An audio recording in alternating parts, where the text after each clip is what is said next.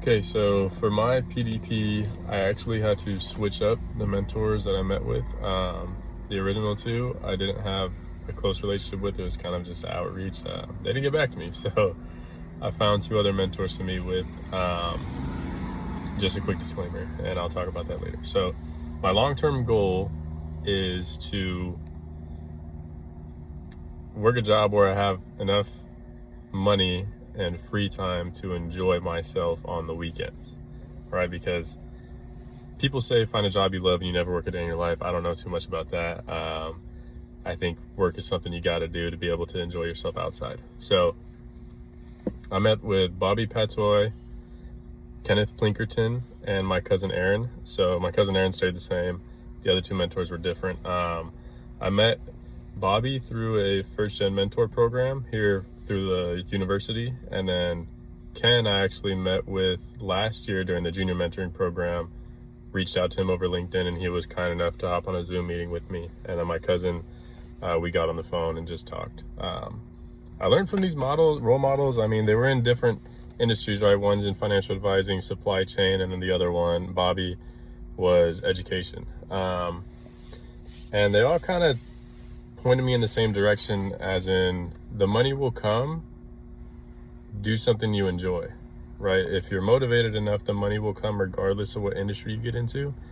So stop focusing so much on what job is going to pay you more right now. Focus on whatever you enjoy doing, so that way you can really master that craft, and with a good work ethic you can find a way to make money off of it.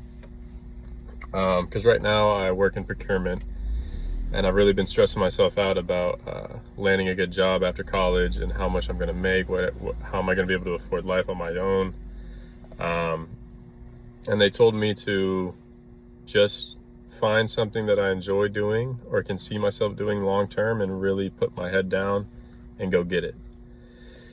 So I do think that my perspective changed a little bit, because I was just looking for the most stable job I could find, which government procurement is pretty stable. And yeah, I think they kind of reaffirmed my dreams a little bit of putting myself out there and being more entrepreneurial and not being scared to take the leap.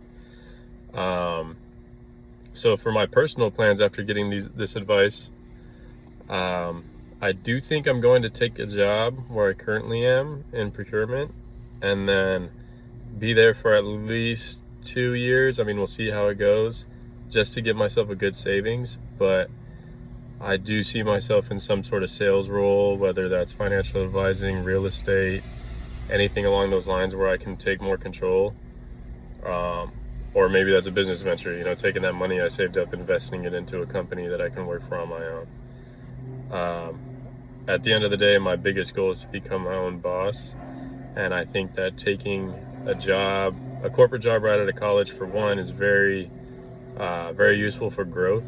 I think every entrepreneur I've talked to, they think that you have to work for somebody else for a couple of years to really understand business.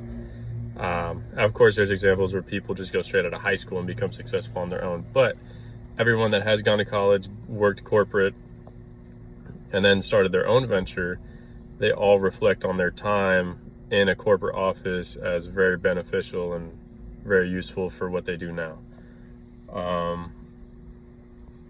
So yeah, I think I'm grateful for this project, honestly, because I haven't done anything like this through college, and it made me put myself out there. And these guys are also now helping me and sending me job applications they find. Like it forced me to expand my network, which is something I've kind of been not self-conscious about, but I don't have the greatest network or background to fall on, especially since I want to get into financial advising or real estate. A lot of that is very network heavy, and we always talk about networking in all of our classes, especially in the College of Business, but it's pretty rare we have to do it for a assignment. So I'm grateful for that. I think this experience has changed my way of thinking, especially coming into this end of the semester. So I appreciate it. Thanks.